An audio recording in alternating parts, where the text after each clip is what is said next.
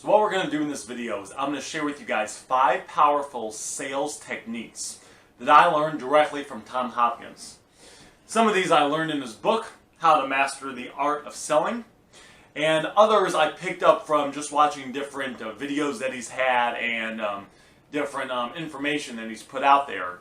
And what I'm going to do in this video is recap what I believe are the 5 most powerful sales lessons that I've learned from him that has helped me make money over a handful of different careers that all have to do with selling.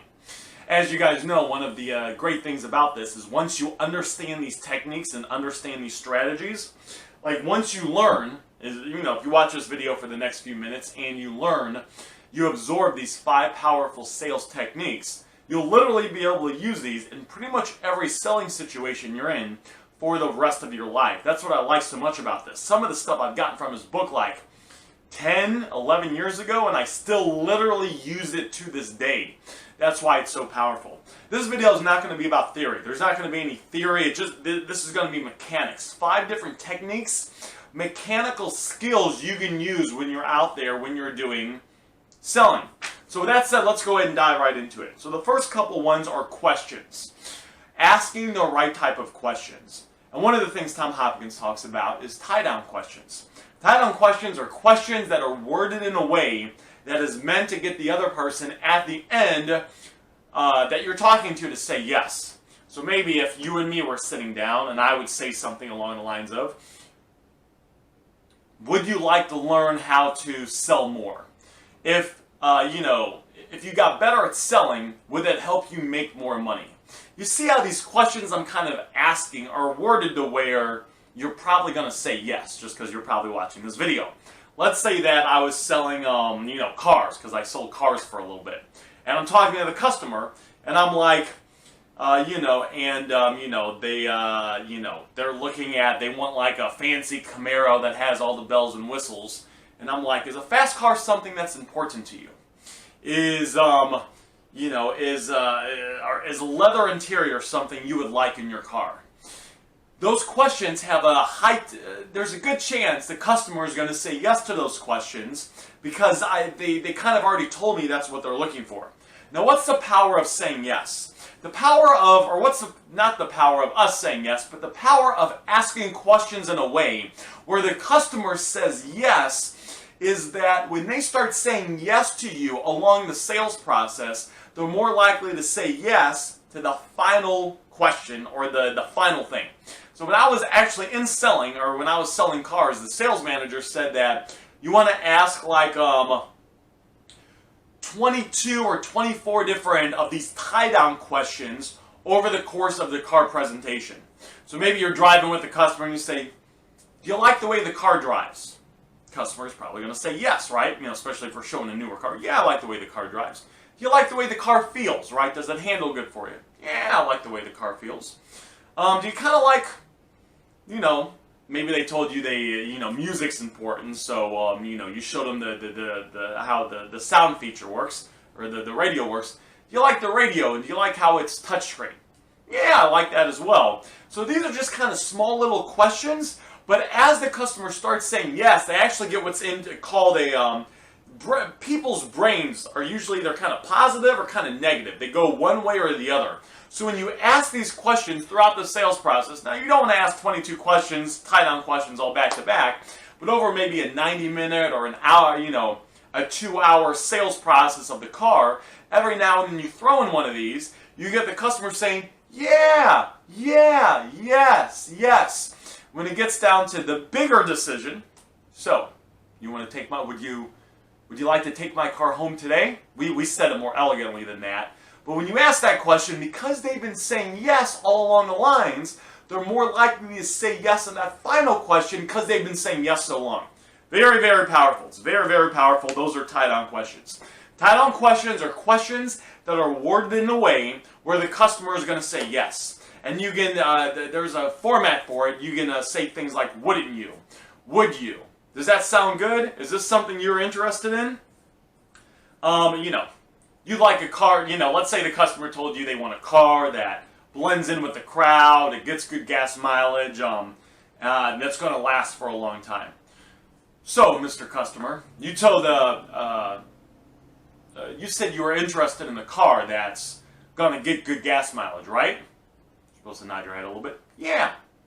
And you said you wanted a car where the maintenance was low, where you didn't have to, it had a good chance that it was gonna last for a long time. Probably the only thing you're gonna have to do is get the oil changed, every 3,000 to 5,000 miles. Does that sound about right? Yeah, that sounds about right. So asking questions like those are tie-down questions. And when you say it in person, you do want to nod your head a little bit. You don't want to go like this, right? You're not trying to give yourself a headache or anything, but a subtle nod, a subtle nod. Just like that. You like a car that drives well, right? Yeah, I like a car that drives well. You want a car where the maintenance is low, right? Yeah, I'd like a car where the maintenance is low. Stuff like that. Number 2 are porcupine questions. Oh, these are very, very, very powerful. We got we got another thing of questions after this, and then we're going to dive into some other things that you're going to really like. These complement the sales process very well. Second thing is porcupine questions. What are porcupine questions? Porcupine questions is when the customer asks you a question, you turn around and ask the customer a question.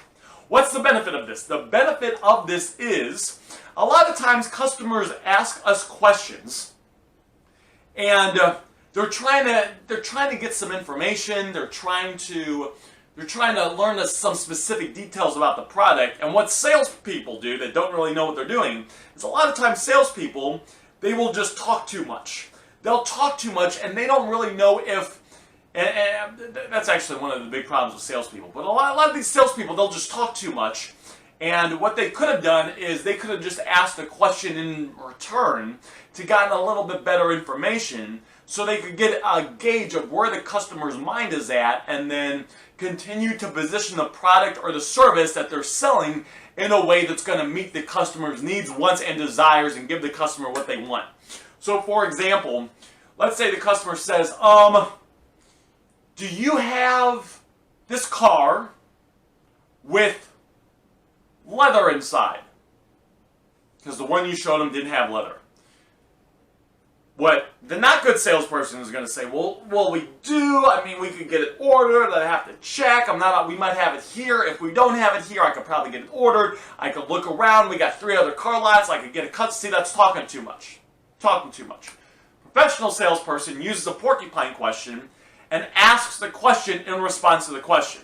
Customer, the car's cool, but do you have it with leather inside? Professional salesperson. Is having leather inside something you would like in your car? Customer says, yeah, it is.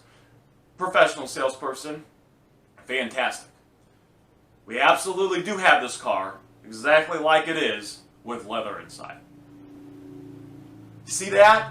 Porcupine questions allows the sales professional to get in the mind of the customer and to tailor the product or service or specific details about it to the customer smoothly without talking too much. Let's do another example. We'll move on to the next one. And the way the porcupine example works, that Tom Hopkins explains it, imagine if I had a porcupine. It's probably a little hairy, it's kind of prickly, and I throw it to you. And it lands plop in your lap. What you might have a tendency to do is, as it lands there, kind of bounce it back off you and possibly throw it back. So a porcupine question is the customer throws a question at you, you then throw a question to the customer. Not in an arrogant way, not because you're better than the customer, simply to ask a question and get more information, because we know a lot of selling is asking questions. I like this furniture. It's very nice. I live 3 stories up though in my townhome, and there's a bunch of stuff. I live 10 stories up in my townhome, and I definitely, it's a pain to kind of get everything out. And my townhome has got actually 2 different stories in it. So, do you guys? I like the furniture that you have, but do you guys have? Do you guys offer? Will you guys set it up for me? How does that work? Unprofessional salesperson. Well, we'd have to delay the shipment a little bit. There's actually an upcharge depending on how many stairs. It's an extra $10 per stair. professional salesperson is home setup, where we come and we set everything up in your house, something that's important to you. Customer asked a question, professional salesperson, Porcupine Question, asked a question back. Customer, yes it is. Salesperson, fantastic. We absolutely do offer it, and we are happy to do it for you. And then the professional salesperson, what they would do is, even if it costed more, they would just work it into the fucking quote. So when they present everything to them, they'd have the furniture, the taxes, the delivery, and setup would already be in there, and that's how you would do everything. And then in a couple minutes, I'm going to teach you another thing you would do to close that deal. You see how that works? Very, very powerful. That's the Porcupine Question. We have one more question, then we're going to get into some other stuff. The third question is the alternate advanced tie-down question. Alternate advanced tie-down question. So what that means is it's a question where you give the customer two options. Either option moves the sale forward to the close and assumes the customer is going forward with everything. Let's do two examples with this. Let's say we're in a business scenario, and we're selling the customer 100 computers for their business. I say, well, Mr. Smith, it looked like all these computers were what you were looking for. We said that it met all your needs and everything. Would the computers come with a 1-year warranty? Would you like to extend the warranty to a 2-year warranty, or just keep it at a 1-year warranty? Either option the customer gives shows that they're mentally moving forward with the sale. If they say, you know what, we'd like to extend it to a 2-year warranty to protect everything. Fantastic. You're a little bit further along in the sales process and you can keep moving towards the close. If they say, you know what, I think we'll just keep the 1-year warranty because of whatever reason. No worries. Sounds like a great plan. Either option, they're moved closer towards the goals. Or towards the close, not the goals, the close. Another example of this is, let's say that, you're delivering the furniture. And you say to the customer, well, Mr. and Mr. Smith, Mr. and Mrs. Smith, we got the pool table that you wanted, and the couch that you wanted. We got all the colors worked out. We got the whole package of furniture for you. Would you like to take delivery of your new furniture in the morning time or the afternoon time? Either answer they give shows that they're committed and they're moving forward towards the close, because the customer is not going to answer that question unless they were already sold on the furniture, the terms, all the details of it, and they're now ready to go to the next step in the sales process, which is figuring out some of the terms of it, and then you could potentially close, right? You might ask a couple other alternate advanced tie-down questions. Let's say that the customer says, you know what, we both kind of work in the morning, so afternoon or evening would be best. Fantastic. Would you prefer, around 4 o'clock in the afternoon, or at 8 o'clock be better? 8 o'clock would be better, just because we get off work at 6, we go pick up the kids from soccer, on Boy Scouts and Girl Scouts and blah, blah, blah, blah, blah, blah. Fantastic. And as far as taking care of the investment for your furniture, were you guys looking to pay for it outright? Or were you looking to finance it with our zero interest finance terms? We'd like to finance it if we could. Okay, great. So what I'm going to have you do, Mr. Customer, is I'm going to have you go ahead and fill out this sheet right here, and then I'm going to run it back and see and get everything worked out for the terms of the financing for your furniture. You guys see how that was so smooth? It was so smooth. I asked a couple alternate advanced tie-down questions. We got the details of what they wanted. We kept moving forward, and we didn't talk a whole lot. Now we're going to take the paperwork back. We're going to have them fill it out. We're going to run it. We're going to come back, and we're going to say, great, these are the options. You might even do alternate advanced tie-down questions with the options. Great. Everything came back with financing. We have two different options for you.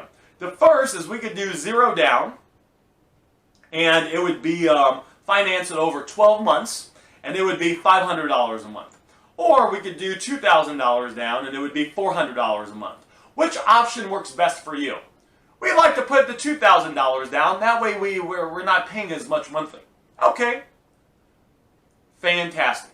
I'm going to go ahead and get an autograph here and a signature here from you, and we'll keep moving forward. You guys see that? The power of questions which is a big sales thing just in itself. When you lead by asking questions, it allows you to keep moving through that sales process without talking too much. One of the biggest mistakes salespeople make is they talk too much. They say irrelevant shit. You keep moving through the sales process, and you're a professional, and you're asking questions to figure out what the customer wants, and you're just tailoring everything exactly to what the customer's needs, wants, and desires, and everything's smooth. So those are the 3 questions. Let's move on to step number 4. Number 4 is your product or service might have 100 different benefits. But the customer is probably not interested in all 100. The customer is probably interested in 1 or 2 or 3. So all we need to do is ask questions, figure out what the customer's need, what the customer wants, and we can just talk about that. So for example, I signed up for Planet Fitness.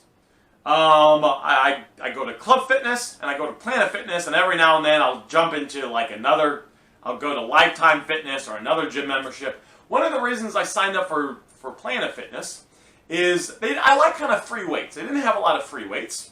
But one of the things I liked about Planet Fitness is they were open 24 hours a day. They also have a massage, they also have tanning. They got tanning in there. I've tanned twice. I've been their member for like 2 years now.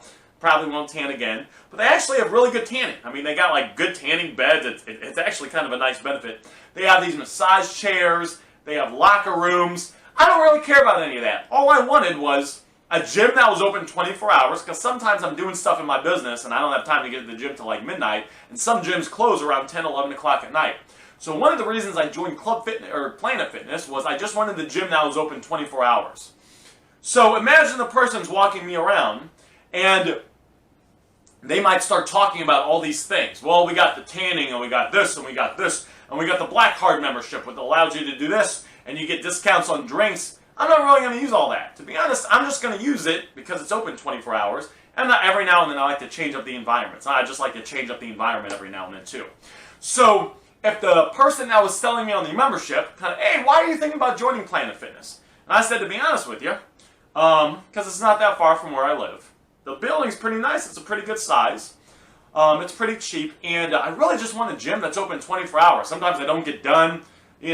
Sometimes I'm working 1 or 2 hours a day on my business. Sometimes I got some stuff happening at night, and the main gym I'd go to sometimes is closed by the time I want to work out. Now that the Planet Fitness salesperson knows that, they could use that they only need to tell that to me. That could be the main thing they use to sell to me. They might like the tanning. They might like the fact that it's got a massage chair and everything. But if I don't like that, there's no real point in saying that to me because it doesn't really benefit me. There's probably with the product or service that you have, that you're offering, or that you will probably sell in the future, there might be 100 different benefits. But the customer probably doesn't care about all that shit. They probably care about, to be honest, probably a very small amount. It might be 1, 2, 3, or 4, or 5 different things. So all you want to do is talk about those things, and that's what you want to use to sell the customer. You don't have to worry about any of that other stuff. When I used to work at AT&T, one of the main things we would sell would be DirecTV. We got pretty good commission for selling DirecTV. Some people were interested in switching over to DirecTV because it was cheaper than Dish. Some people liked the fact that I believe you could record 5 different TV shows on a thing at once. So, it could record this TV show and this TV show, 5 different TV shows. One of the other benefits was that, you could play it back here and you could, I don't even remember the details, it was a few years ago. One of the other benefits was that, with a certain package, you got HBO, I think it was, and you could watch Game of Thrones. So it was, certain customers had different things. One of the customers was like, oh, you know what? I really like Game of Thrones, so it might be kind of nice to get HBO.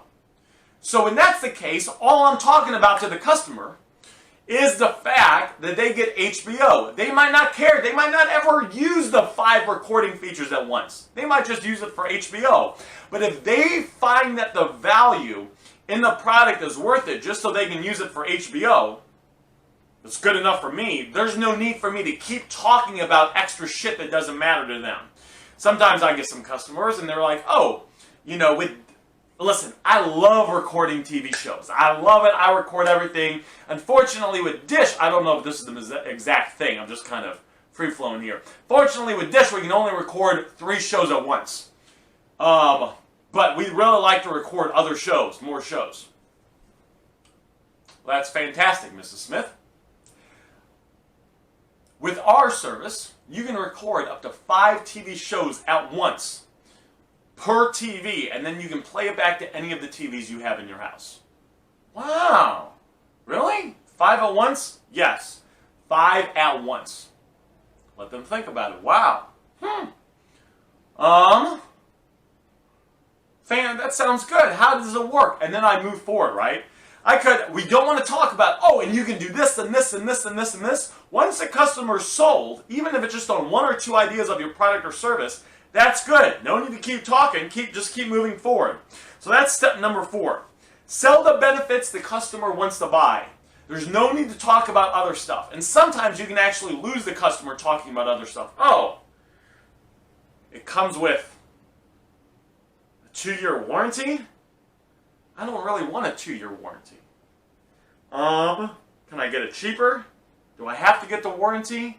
I've had problems with warranties in the past where they said it was a warranty, and I called them up, and they had me jump through 10,000 hoops, and I had to pay a $100. You know what? I'll just think about it. I'm just going to go home and think about it. You see that? They were sold till I brought up something I thought was a benefit but wasn't important to the customer. Very, very, very important lesson there.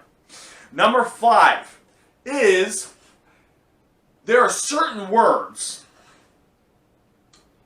rejection words, you could call them trigger words, that we want to avoid. And I wrote a couple of them down here just so I remember them. So what we want to do is when we're talking to the customer, we want to replace certain words that could make the customer have red flags in their head with more pleasant words, more comforting words, words that let me just kind of share with you some of these.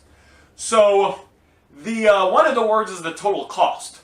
People don't like the word cost. The cost means they're going to spend money, and no one likes spending money, right? Do you like spending money?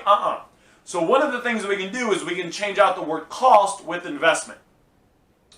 The total cost of all your furniture is $4,500. The total investment is $4,500. The word investment is more friendly. It's not really triggered. It's people like making investments. People don't like spending costs. You can do this with the monthly, right? The monthly cost. The monthly cost is $500 a month. The monthly investment is $500 a month. Investment sounds better. We could talk contract. Contract. We're just going to have you fill out I'm going to get you to sign this contract. Contract locks people in place. It could have fine blueprint that makes people uncomfortable. Mom, dad, uncle, brother said never sign any contract without looking at the fine print because they got screwed over one time and they're giving that warning to you. So when the salesperson says the word contract, it triggers in their brain, oh, it's a contract. I gotta look. Let me look at the fine print now. We're not going to say contract. We're going to say agreement. Here's the agreement for the financing on. Here's the agreement for the investment of your furniture.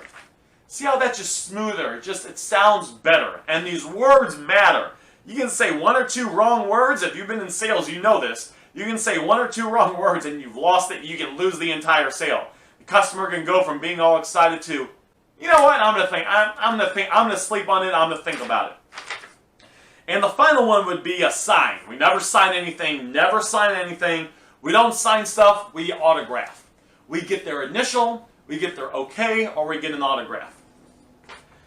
I'm gonna go ahead and get an autograph from you right here, and an initial right here. I'm gonna go ahead and get your agreement right here, and an initial and your agreement right here. I'm gonna go ahead and get your I'm going to go ahead and get your okay here or here. My favorite one is I'm going to get your autograph. I use it all the time. Everything looks good. I'm going to get your autograph here, here, and here. Autograph sounds better. I'm going to get you to sign the contract. We don't like any of that stuff. So I'm going to go ahead and get your autograph on this agreement here. Just a lot better. So understanding these trigger words, being aware of them, or stop words, warning words, and replacing them with friendlier, softer, more pleasant words to the ears so we don't trigger anything in the customer that would make them uncomfortable. So that's what I got for you guys. These are my 5 powerful sales techniques that I learned from Tom Hopkins. You can use these in any selling situation. I think you'll like them a lot. Try them out. You'll be able to use them in pretty much anything you do, and it allows you to have smoother transitions, smoother interactions with customers, and which allows you to be more effective, which ultimately allows you to make more money while working less because you're able to close more deals in a shorter period of time, and everything else just kind of works out as well. My name's Aaron Goldsten. Let me know your thoughts of this video. This video was a little longer than some of the other videos on my channel, but I wanted to do some things to, you know, sometimes it takes 20 or 30 minutes to really break down some different things. And if you like this, of course, feel free to subscribe to my channel or check out some of the other videos that I have where I teach different business, money management, time management videos that I've learned over the course of the last 12 years. And then also, one of the things I always like to include in some of my videos is I've started a handful of different businesses. I've tried pretty much everything under the sun to make money. Some of the stuff worked, a lot of the stuff didn't work. I found, though, a few different money-making opportunities that are 100% free, that you don't need any experience to do, that actually don't require any recruiting or anything silly like that. So if you look in the description, if you're on your cell phone, if you're on your desktop, if you open this up and look in the description, you can download the free report. I have a free report where I reveal 3 different specific ways you can start making $100 a day online. They're all 100% for free. There's nothing to sign up for. You don't need any experience needed. So if you're like, you know, if you're one of the people that always hit me up and they're looking for ways to make extra money kind of quickly, they don't want to have to sign up for anything. They don't want to have to recruit anyone. They don't want to have to do anything silly like that. You can of course check that out in the description as well. Let me know what your thoughts are on this video in the comments. And I will talk to you guys later. You have a fantastic day.